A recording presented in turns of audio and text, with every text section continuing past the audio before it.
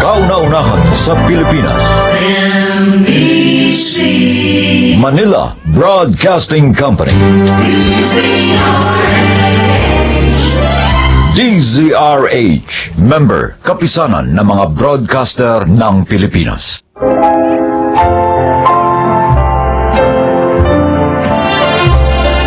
Magandang araw po mga giliw naming tagapakinig.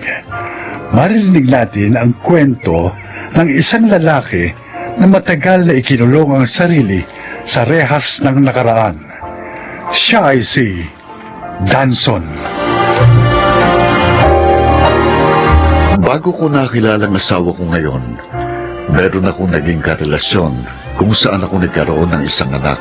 Subalit dahil hindi ko pa alam noon kung paano bumuo ng isang pamilya, tinakasan ko ang aking responsibilidad. Wala akong kaalam-alam. Nahahabulin ako ng pagkakamaling yun hanggang ako ay nabubuhay. Pasensya ka na muna. Ito lang ang kinita ko ngayong araw sa maghapong pamamasada. Mahal ng gasolina eh. Nagbigay pa ako ng boundary kay Dagul. Hindi ka pa rin ba nakakahanap na ibang trabaho? Wala pa rin eh. Danson, kailangan nating magdoble kayod ngayon. Nag-aaral na sa elementarya ang dalawa nating anak. Oo nga, pasensya ka na. Ginagawa ko naman ang lahat. Kung saan-saan ako nag-a-apply. Pati nga boy sa gasolinan, pinatulang ko na. Kaya lang, wala talagang tumatanggap sa akin eh. Ay, kakarampot din ang kinikita ko sa paglalabada. Paano natin may tataguyod ang pamilya natin kung ganitong sitwasyon natin lagi? Nagbabayad tayo ng upa, nagbabayad ng ilaw, tubig. Ang daming kailangan bayaran, tapos kita natin kakarampot. Kakausapin ko si Dagul bukas. Baka maaaring tulungan niya akong makahanap ng maayos na mapagkakakitaan. Ay, ilang taon na tayong nagsasama pero ganito pa rin ang uri ng buhay natin. Isang kahig, isang tuka.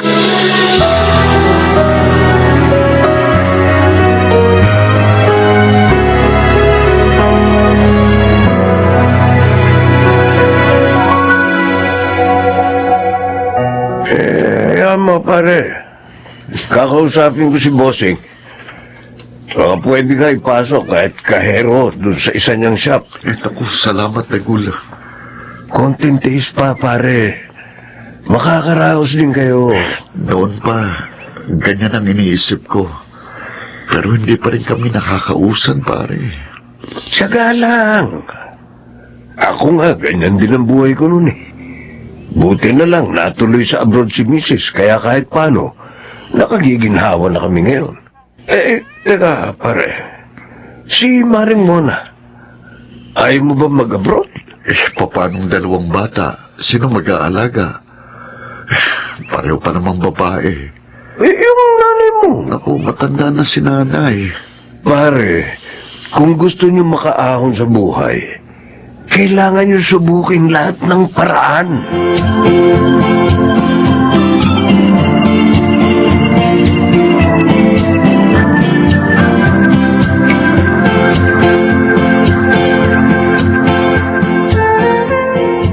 Oh, 500 yan. Ito, Nay. Naku, huwag na ho, Nay. Oo, ay, naku.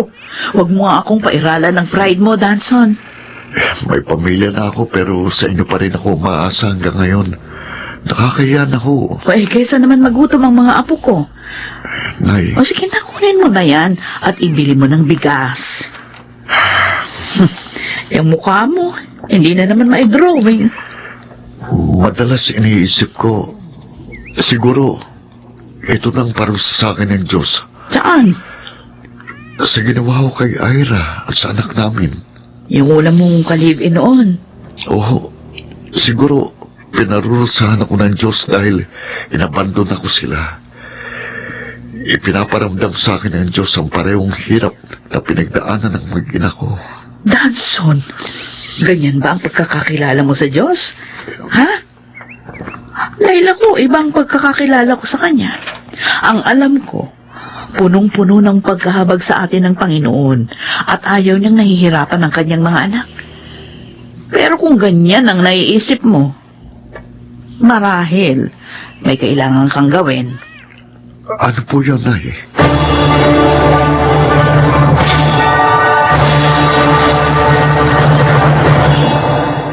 Ano? Anong sinabi mo? Hanapin ko si Ira at yung anak ko. Para saan? Bakit? Muna hanggang ngayon, nakukonsensya pa rin ako dahil sa ginawa ko sa kanila. Inabandon ako sila nung panahong kailangan nila ako. O ngayon, kapag nahanap mo sila, anong gagawin mo? Susuportahan mo yung anak mo? Hindi mo nga kami mabigyan ng maayos na buhay. Daragdagan mo pa yung responsibilidad mo. Hindi naman. Hingi lang ako ng tawad sa kanila. Sa tingin mo ba, papayag ang dati mong karelasyon na hindi mo sila sustentuhan? Baka nga matagal ka na rin hinahanap nun eh. Kapag nagpakita ka sa kanila, baka ipakulong ka pa niya o kaya hut-hutan ka ng pera. Hindi naman siguro. Paano kung oo, Aber? Anong gagawin mo? Mona, Ang mabuti mong gawin, maghanap ka ng maayos na trabaho. Nang sa ganun, guminawa ang buhay natin. Hindi yung puro ka konsensya.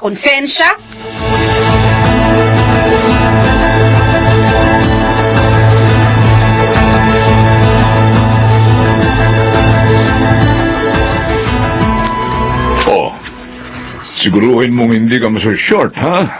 Baka maubos lang ang sweldo mo sa kaabono. opo, boss. Libre na rito ang pagkain mo sa tanghali, kaya makatitipid ka, ha? Salamat po. Alam mo, kung hindi ka inirekomenda ni Dagul, ba hindi kita tatanggapin.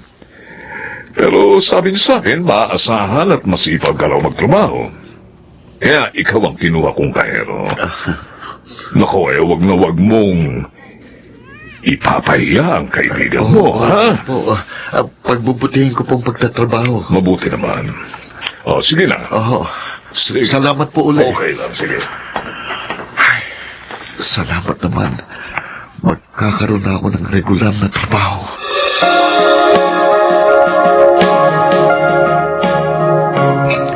Nagtatrabaho ka na maghapon, namamasada ka pa ng tricycle sa gabi. Danson, natutulog ka pa ba? Nay, kanin niyo ho.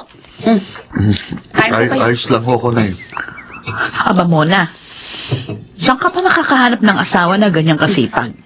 Nagpapasalamat nga po ako dahil nakakuha na siya ng matinong trabaho. Kahit hindi ho ganun kataas ang sweldo, pero medyo magaan na po ngayon ang takbo ng buhay namin.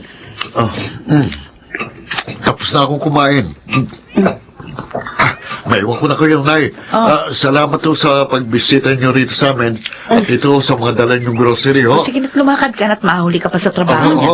Nay, kain lang ho kayo ha. Ay, Ito pa. nahanap na ba yung una niyang nakarelasyon, si Ira? Ho? Ang alam ko hinahanap niya ang kanyang mag-ina.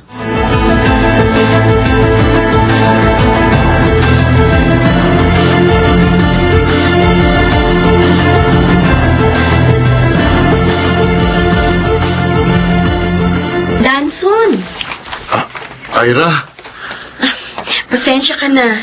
Matagal ka naghintay. Naka-work from home kasi ako May kausap ako kaninang kliyente. ayos lang. Ano, kumusta ka na? Ang tagal natin hindi nagkita. Buti eto't nagkaharap na tayo. Teka, bakit mo nga pala ako hinanap? Ira, Gusto mo bang makita yung anak mo? Naku, mamaya pa yung darating. Nagtitraining sa archery. ganun ba? Teka lang ha, ikukuha kita na maiinom. Huwag na. Ah? Talaga lang hinanap kita kasi gusto kong humingi ng tawad. Hanggang ngayon kasi nakukonsensya pa rin ako sa ginawa ko sa inyong mag-ina. Ako, nakalipas na yun. Oo, nung una nagalit ako sa'yo, pero may mga pangyayari talagang sa una, kala natin dihado tayo. Pero may mas mabuti palang kahihinatnan. Dahil nga sa nangyari, mas naging wais akong babae. Kaya tingnan mo, nakahanap ako ng asawa, mabait, responsable. Kaya tinanggap ko na hindi tayo para sa isa't isa. At may ibang planong Diyos. Totoo bang sinasabi mo? Oo. Wala naman akong sama ng loob sa'yo. Ang totoo, gusto rin sana kitang hanapin para makita ka ng anak ko. Kasi alam niya namang hindi ang asawa ko ngayon ang tatay niya. Kaya lang, hindi ko alam kung paano kita makukontak. Mabuti na lang, hinanap mo kami. Mula noon, akala ko pinahihirapan ako ng Panginoon dahil sa ginawa ko sa inyo. Alam mo, hindi ka sa akin dapat humingi ng tawad, kundi sa sarili mo. Kasi ako, matagal na kitang napatawad. Pero ikaw, baka hindi mo pa napapatawad ang sarili mo.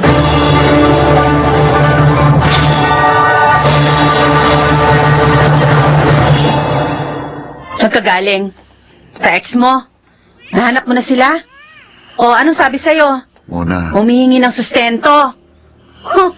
Porket nakakuha ka na ng matino-tinong trabaho, ang lakas na ng loob mong makipagkita sa dati mong karelasyon. Eh, hindi pa nga natin natatapos bayaran yung mga utang natin eh.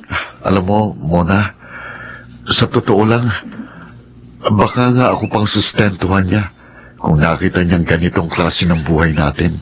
Oh, ano? Oo, mayaman ang napangasawa ni Ira. May maayos din siyang trabaho. Sa madaling sabi, hindi niya ako kailangang kututan ng pera gaya ng iniisip mo. Di mabuti. Hindi mo kasi ako naunawaan eh. Hinanap ko sila para gumaan ang pakiramdam ko. Para magawa ko ng bagay na dapat noon ko pag ginawa. Ang makahingi ng tawad sa kanya. At mapatawad na rin ang sarili ko. Kung hindi ko sila hinanap, siguro habang buhay kong papasanin ang pagkakamaling minsan kong nagawa.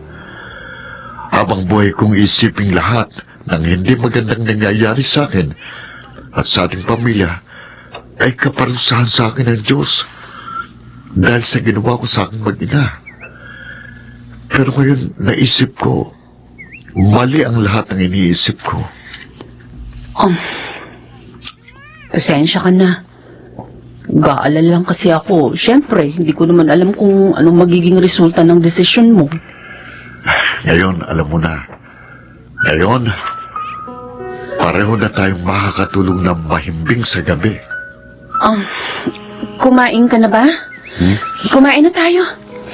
Hinintay kita kaya hindi pa ako naghahapunan. Mona, pangako, gagawin ko ang lahat para makaahon tayo sa hirap. Maawain ng Diyos. Tutulungan niya tayo.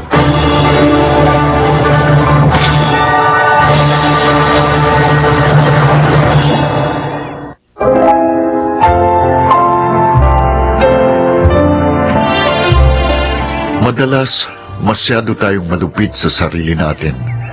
Pero tama si nanay. Ang Panginoon, mahabagin at hindi niya gustong pahirapan ang kanyang mga anak.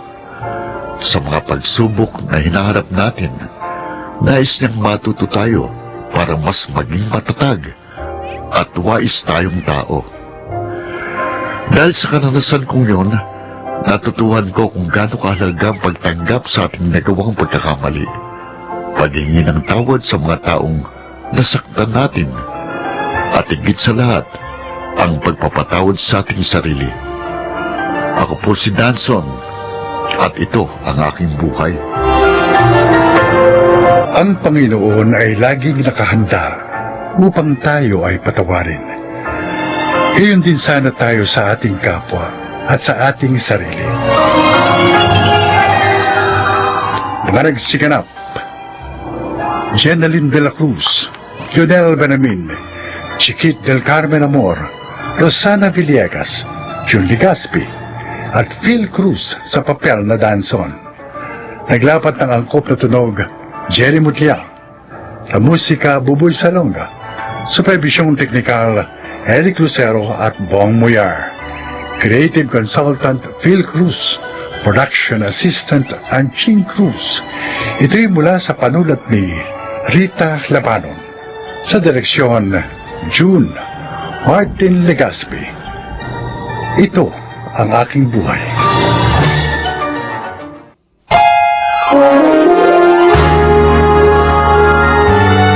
Kauna-unahan sa Pilipinas. NBC Manila Broadcasting Company. DZRH, member, kapisanan ng mga broadcaster ng Pilipinas.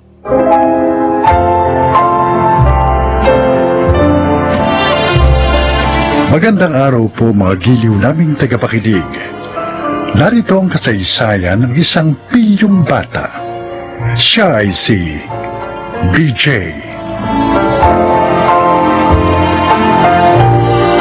Dalawa lang po kaming magkapatid ni Kuya Sandy. Siyempre, akong bunso. Nakakahiya mong sabihin, pilyo po ako at mahilig maglakwatsa. Kaya nga po, grade 5 pa lang po ako.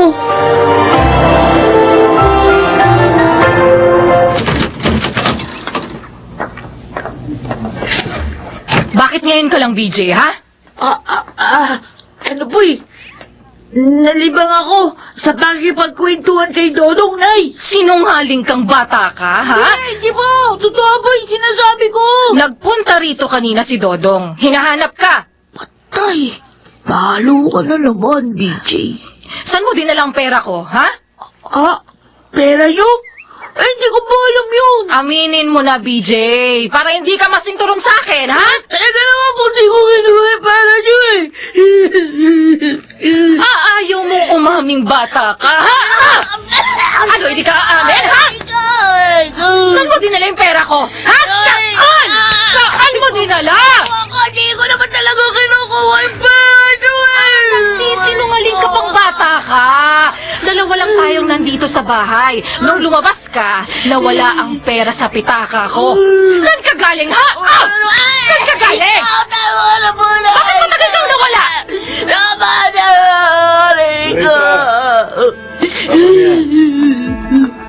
Mapapagod ka lang sa batang yan.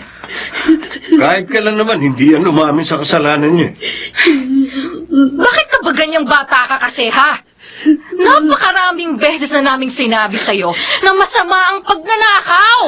Bakit ginagawa mo pa rin ang magnakaw, ha? At ang masakit, sa sarili mo pa magulang. Kailan ka pa ba magbabago?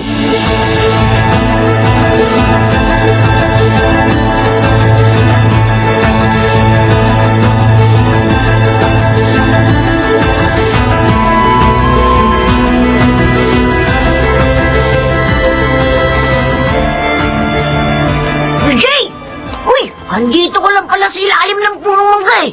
Kanina pa kita hinahanap. Bad trip kasi ako, Popoy. Bakit? Di ako binigyan ng pera ni Inay kanina. Naku, sayang na ano. Ha? Bakit? Ano, may pera ka pa ba? May pustahan ng Dota sa amin mamaya eh. Talaga? Oo, at malaki ang taya. Oo no, sali ka. Oo ba? Meron pa namang natira doon sa nakubit ko kay Inay. Siguro naman, mananalo na ako ngayon. Eh paano, kung matalo ka? Tapos malaman ni Aling Luisa na nangupit ka na naman. Napisto nga niya ako kahapon eh. Napalo na nga ako. Kaya, balo lang na yun. Oh, astig ka talaga, BJ!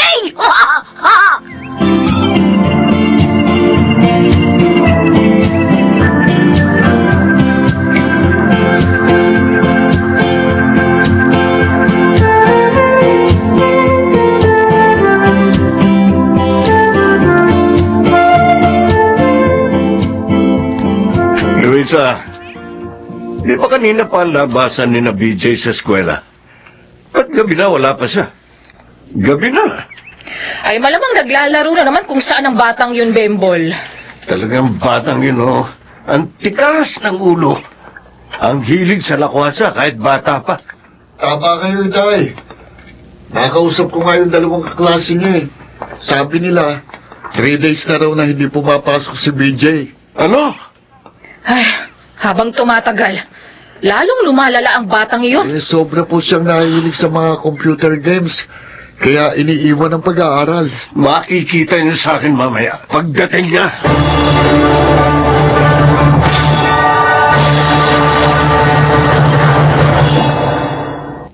Ay, awawa na kayo.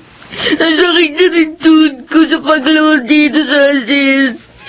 Kawit na rin ako. Yung mga kamay ko sa pagdipa. Hayaan nyo lang siya, Tay. Dapat matuto talaga siya ng leksyon. Ah! Oh, Consult dyan! Di lang naman tuhod siya ang kamay ko masakit eh. Pati nga puwet ko. Dahil sa pagsinturon sa akin dito eh. Kulang pa yan. Sa dami ng kasalanan mo. Nangungupit ka na nga sa amin ng nanay mo. Pati pag-aaral mo, pinababayaan mo pa. Ay, pinapasok naman po ako eh. pumapasok ka nga pero hindi naman sa eskwelahan kundi sa computer shop. Ay, di ba kaya ko yun, Sandy? Gusto mo na talaga ako lalo paano na dito eh. Loko ka pala eh.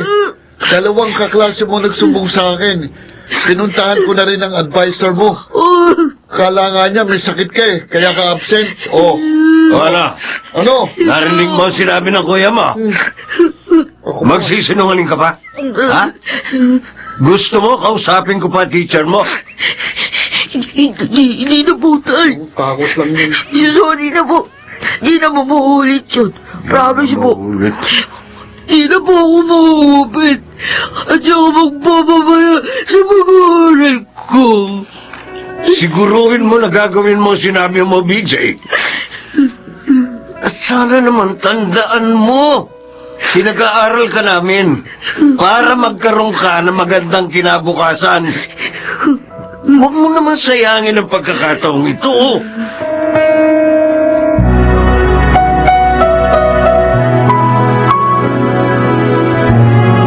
Nako, at binigyan na naman pala kayo ng problema ni BJ.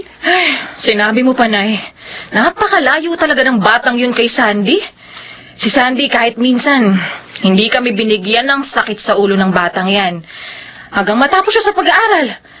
At ngayon namang may trabaho na siya, pagtulong sa amin ang ginagawa niya. Hindi naman nakapagtataka kung magkaiba man sila.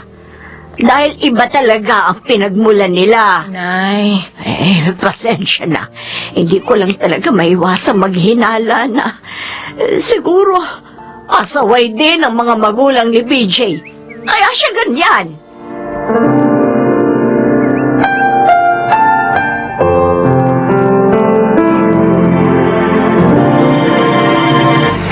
Kung sumasakit ang tiyan mo, pre, magpahinga ka na muna dito sa terminal. Mamaya mo lang ipasada uli yung jeep mo ba? Mabuti pa nga, Estong. Baka madisgrasya lang ako. Memol, hindi kaya siya lang katapat niyan. Baka gusto mo lang magbawas. Hindi, iba talaga eh. Iba pagsakit ng tiyan ko. Ay, naman. Uy, nga pala. Nakita ko yung bunso mo, ha? Naroon sa pinakabagong computer shop dito sa lugar natin. Hindi pala niya tinupad ang pinangako niya. Hindi na naman siya pumasok. Bemol, huwag ka sana magalit, ha? Alam mo kang hindi kayo swerte ni Luisa sa batang yun. Naku, Estong, sakit talaga. Naku, yan, pinapapawisan ka lang nga. Mabuti pa, dali na kita sa ospital. Halika, kumapit ka. Halika.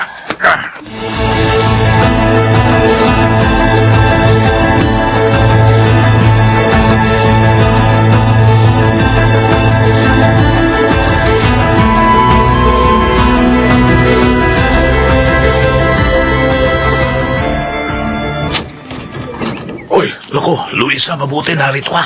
Oh, bakit, Estong? Naku, si Bembol. Dinala namin sa ospital. Ha? Bakit? Anong nangyari sa asawa ko? Hindi na makaya ang pananakit ng tiyan niya eh.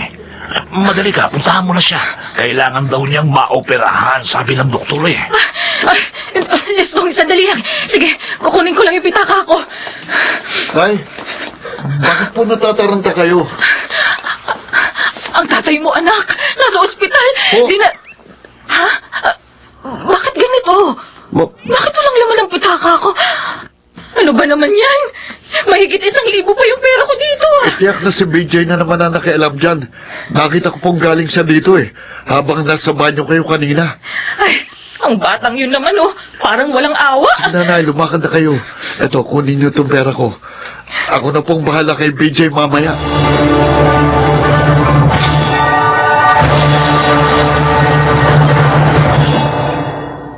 Asar! talo na naman kami sa ML. Kasi naman, ang tanga ng mga kagrupo ko, babagal. Tapos, natalo din ako sa solo competition na sinalihan ko sa ML. Banas talaga, oh. Ay, nandito na pala ako sa amin. Sigurado, alam na ni inay na nawawala yung pera niya. Sigurado, palo na naman ako. Bahala na nga.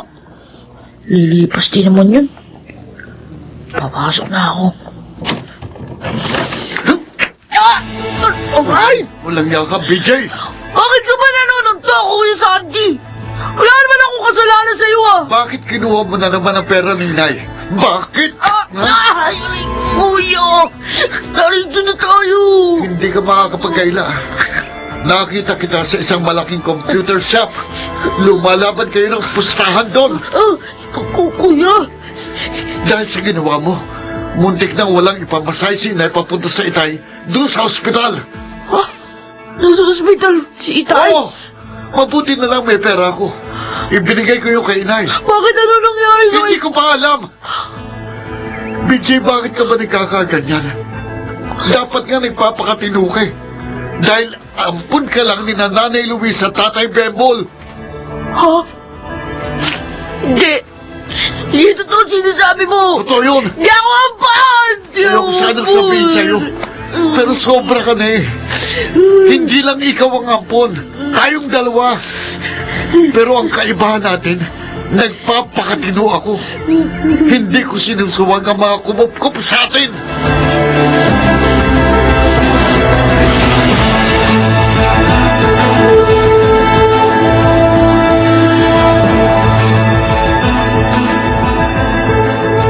Ay, at alam mo na pala, BJ. Kung gayon, totoo po yun, Lola Clara. Oo, totoo. 6 na taon si Sandy nang ampunin siya ni na Bembol at Luisa. At makalipas ang 3 taon, ikaw naman ang inampun nila. 1 taon ka lamang noon. Bakit di nila sinabi agad sa akin yun? Bakit, Lola? Dahil mahal nila kayo. At wala sa plano nila na sabihin pa ang lihim na ito. Lalo na sa'yo. Mahal na mahal ka ng iyong tatay, Bembol. Ginawa kang ang junior ng aking anak. Nakakahiya mo pala ako, Lola Clara. Nakakahiya. TJ, ampon ka man o hindi. Mali pa rin. Nakupitan mo o nakawan mo ang iyong mga magulang. Pero may pagkakataon ka pa. Humingi ka ng tawad kina Bembol. At PJ, magbago ka na.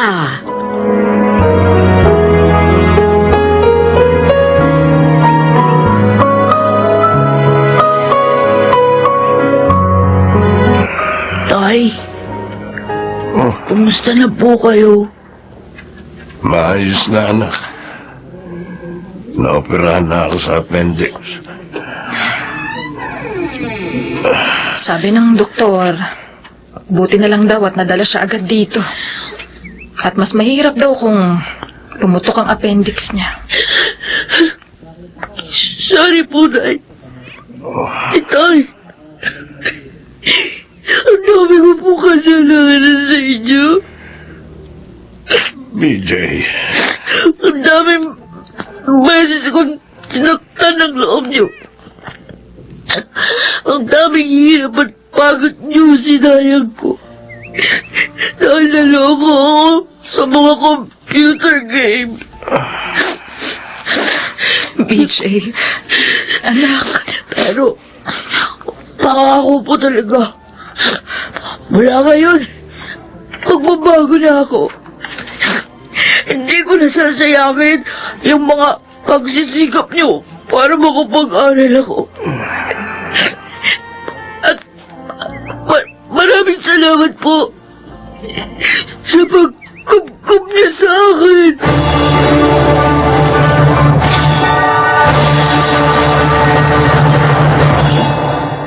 Tinupad ko ang promise ko kina inay at itay.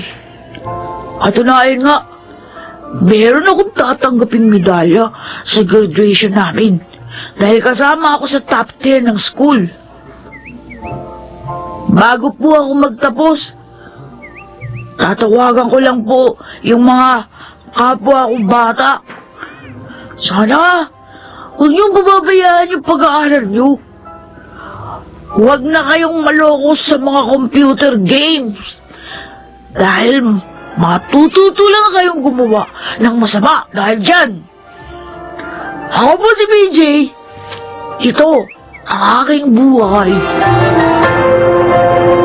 May mapait na katotohanan na nagdudulot ng matamis na kinabukasan. Mga nagsiganap: Phil Cruz, Jonel Benamin, Chiquit del Carmen Amor, Jun Legaspi, Rosana Villegas sa papel na BJ, at Laika Barista sa papel na Luisa. Naglapat ng angkop na tunog Jerry Mutia, sa musika Buboy Salonga, supervisyong teknikal Eric Lucero at Bong Muyar, creative consultant Phil Cruz, production assistant Anching Cruz.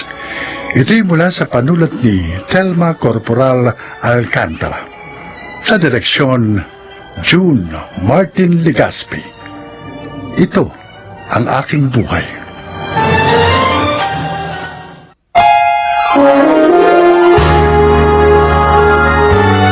Kauna-unahan sa Pilipinas. NBC Manila Broadcasting Company. DZRH, member, kapisanan ng mga broadcaster ng Pilipinas.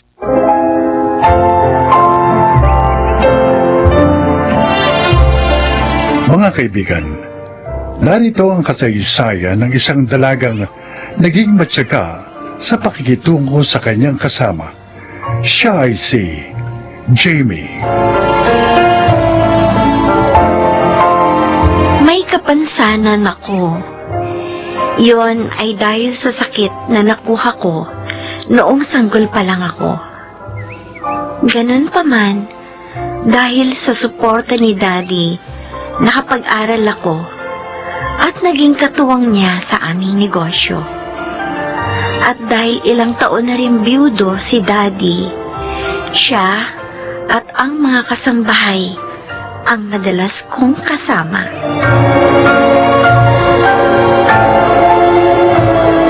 Hindi ako pwedeng magkamali.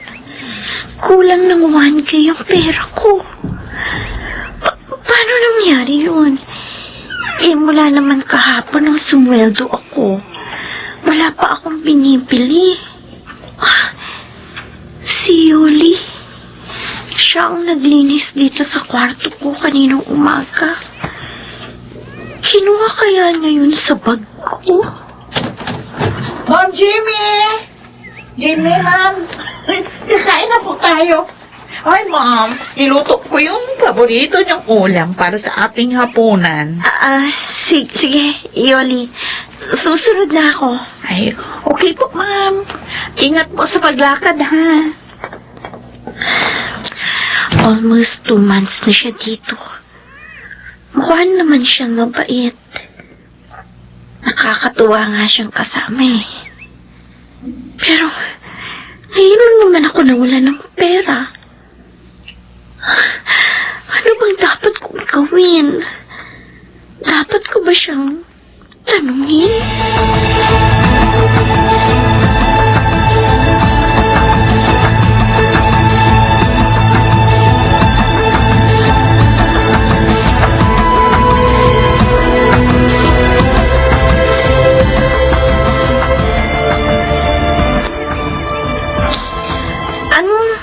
Sasabihin niyo sa akin, Daddy?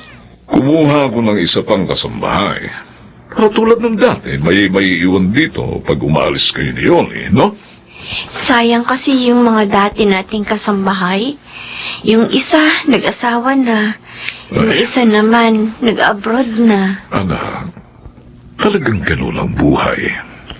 Iba-iba tayo ng landas na tinatahak. Sana lang po, honest ang nakuha ninyo. Hari nawa. Galing din po ba siya sa agency, tulad ni Yoli? No, recommended siya ng Tito Fernando mo.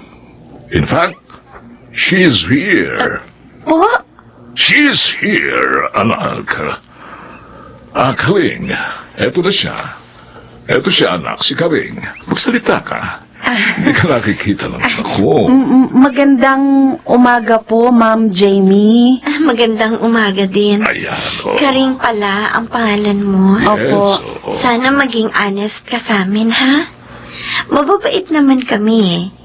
Kaya, sure na kung honest ka, magtatagal ka dito. Ayun. Pangako po, Ma'am. Magiging tapat at masipag po ako. Hindi ko po ipahihiya si Sir Fernando. Maging ang pinsan ko nakatulong po nila.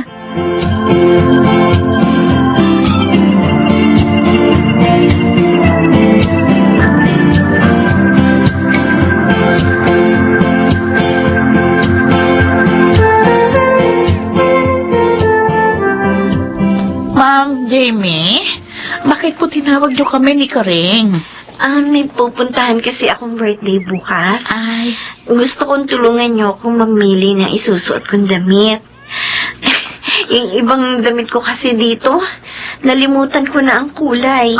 Dahil bihira akong gamitin. uy, naku ma'am. Ang dami mo palang damit, ha? Ang gaganda. Oo nga, Ma'am. Kagaganda. Tingnan niyo nga ang tatlong ito. Alin kaya dito ang mas okay na isuot ko? Formal po bang pupuntahan nyo, Ma'am? Uy, Karing, mayaman sila ma'am, no? Kaya dapat laging sosyal yung ayos niya. Di ba, ma'am? Ay, huwag naman masyado. Hindi naman yun malaking party. Ay, Ma'am, para po sa akin, maganda po ito. Ito pong pink. Ay, Simple, pero mukhang elegante. At tingin ko, magiging komportable kayo dito, Ma'am. ay, wag yan! Ha? Hindi bagay sa kanya yan eh. Ay, Mukha siyang matanda dyan. Ano? Pero naisuot ko na ito ng minsan. At wala namang nagsabing mukha akong matanda rito. Naku, ma'am, baka hindi ka lang nila masyadong napansin. Hindi tulad namin na laging nakapokus sa inyo. Kung ako sa inyo, ipamigay mo na lang yan, ma'am. Ito na lang dilaw suot mo, oh. Maganda ito, oh. Mas sexy ka pang tingnan. Di ba, Karing? ha? Pero, parang di naman pang birthday yan. Hoy, pamihira ka. Hindi ka pala marunong tumingin. Naku, ma'am, ako ang sundin mo, ha? Ito na lang dilaw ang gamitin mo. Mas cute ka pa dito. Pamigay mo na lang yan, pink, sa akin. Ha? Sige na. Sige. Sige na nga, ipamimigay ko na lang ito. Ayan. At itong dilaw na lang ang gagamitin ko. Ay, Ma'am, itong red, mas maganda kaysa dyan sa dilaw. Ay, Mukhang elegante rin, Hindi, Ma'am. okay na yun, Karing. Huh? Ikaw naman, ileleto mo pa si ma'am eh. Maganda ito ma'am, eh. Pwede kayang sakit mo na lang bigay itong pink.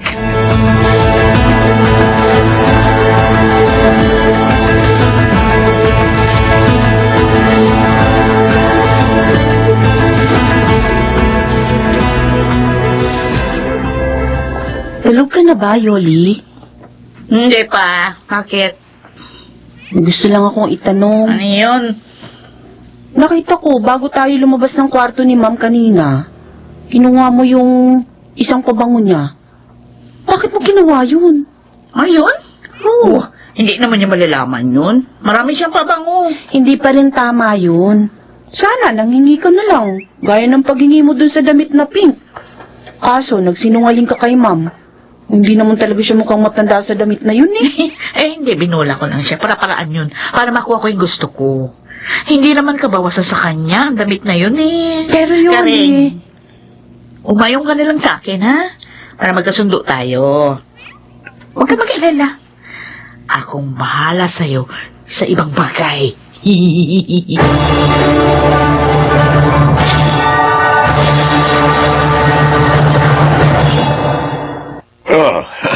Napasyal ka rin. Ay, opo, Sir Fernando. Dadalawin ko po sana ang pinsan ko. Umuwi siya sa probinsya nyo. Kaninang umaga pa. Ganun po ba? Naku, hindi pala kami magkikita. Ay, hindi bale. Samahan mo na lang ako magmerienda rito. Nagpahanda na ako ng makakain natin. Ay, salamat po, sir. Kumusta naman ang trabaho mo sa kapatid ko? Okay naman po. Mabait po sina Sir Jonathan at Ma'am Jamie. Parang hindi po kasambahay kung itrato kami ni Yoli. Sabi ko naman sa iyo, mabait ang kapatid at pamangking ko eh. Si Yoli, kumusta naman ang trabaho niya? Ho? No. Bakit hindi ka makasagot? May problema ka ba kay Yoli? Siguro nga po, sir. Dapat sabihin ko to sa inyo. Kasi baka may iba pa siyang gawin at ako ang mapagbintangan.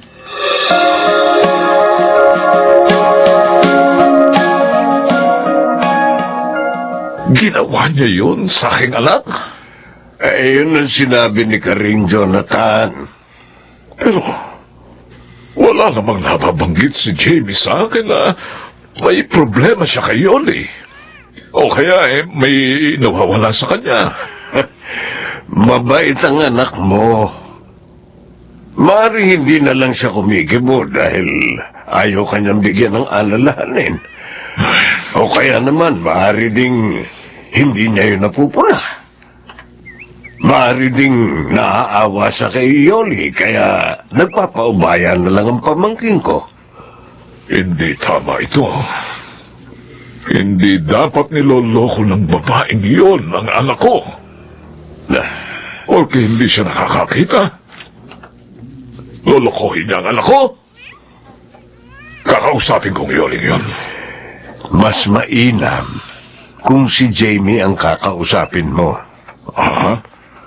Hulihin mo sa akto si Yoli at saka mo siya paalisin.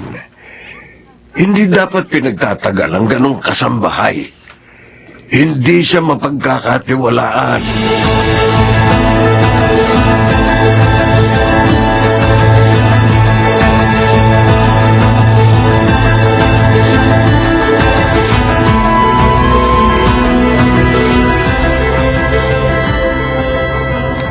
Sige, sasama ako sa iyo, Eleno.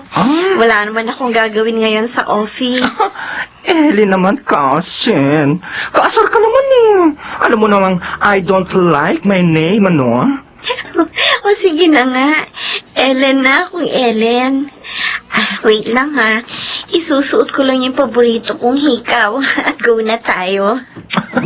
Sabi na nga eh. Gugustuhin mong magpunta sa concert na iyon. Ay, hindi. Hindi maaaring mawala dito yun. Ang alinday. Yung paborito kong hikaw. May sentimental value sa akin yun, Ellen. Yun ang huling birthday gift sa akin ni Mami bago siya mamatay. Naku, hindi ako kasin ha. Hindi ako klepto. Naulang din ako nag-enter dito sa room mo. And never ako nag-touch sa mga gamit mo, Day. Alam ko naman na hindi mo ugali ang kumuha ng hindi sa'yo. Sandali. Kailan mo ba huling binuksan ang lalagyan ng alahas mo?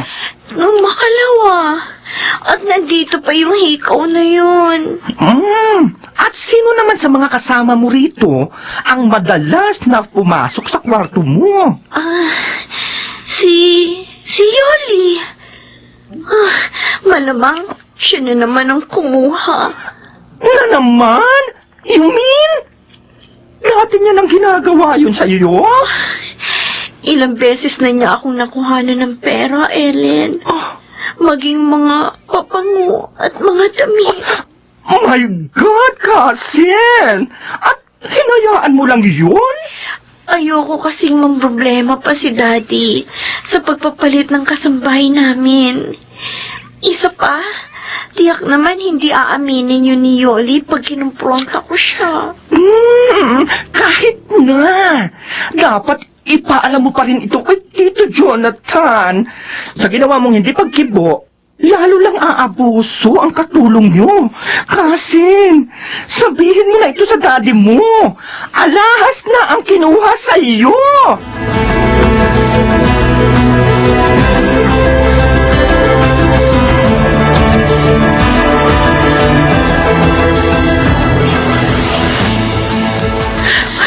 Sir, hindi po ako. Hindi ko po galing magnakaw. Maniwala kayo. Hindi ako. Ay, lalong hindi ko rin po galing magnakaw, sir. 3 months na po ako dito sa inyo. Bago dumating si Karing, wala naman pong problema, di ba? Walang reklamo sa akin, si Ma'am Jamie. Teka lang. Parang pinagbibintangan mo ako, Yoli, ha? Ay, sinasabi ko lang naman yung mga nangyari. Tama na, huwag na kayo magtalo, ha? Nagpatawag na ako ng barangay. Oh, Sila ang tutulong sa akin pero... na maghalughog ng mga gamit nyo. Pero Sir Jonathan, baka naman po kung saan lang nailagay ni Ma'am Jamie yung alahas niya. Eh sana po, hindi na kayo nagpatawag ng barangay. Tayo na lang po naghanap. Mabuti yan. Oh. Para may testigo kami. At kapag napatunayan kung isa sa inyo ang kumuha, Sir? kakasuhan ko.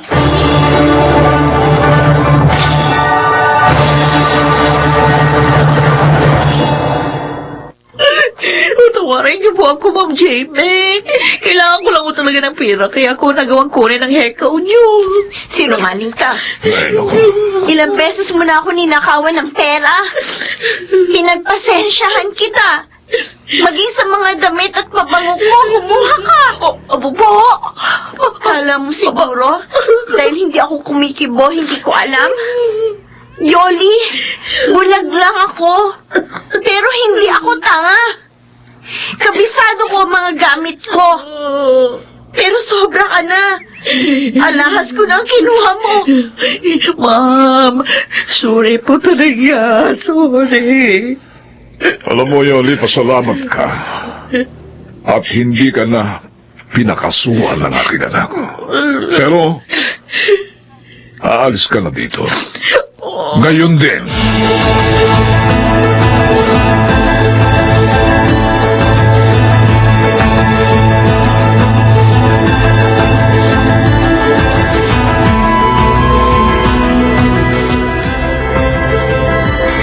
Anak, malungkot ka. Bakit?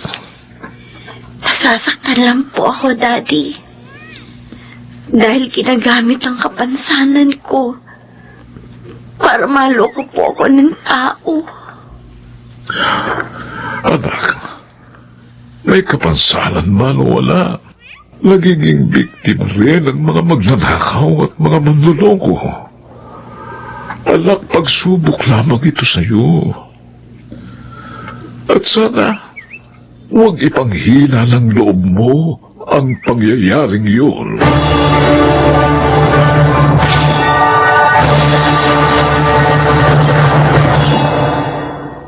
Tama si Daddy.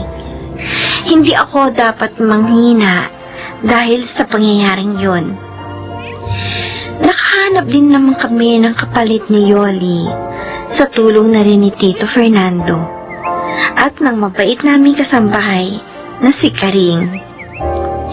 Gusto ko lang po sanang kausapin sa pamamagitan ng inyong dula ang mga nakikinig ngayon. Sana po maging tapat kayo sa inyong mga amo. May nakakakita man sa inyo o wala, at maging anuman ang kanilang kalagayan. Ako po si Jamie, at ito ang aking buhay. Mahalaga ang may maayos na trabaho. Kaya sana pag-ingatan natin ito.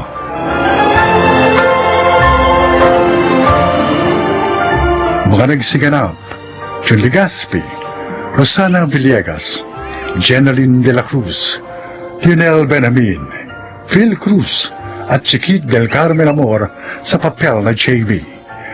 Naglapat ng angkop na tunog, Jerry Mutia, sa musika Buboy Salonga, supervisyong teknikal, Eric Lucero at Bong Muyar, creative consultant Phil Cruz, production assistant Anching Cruz.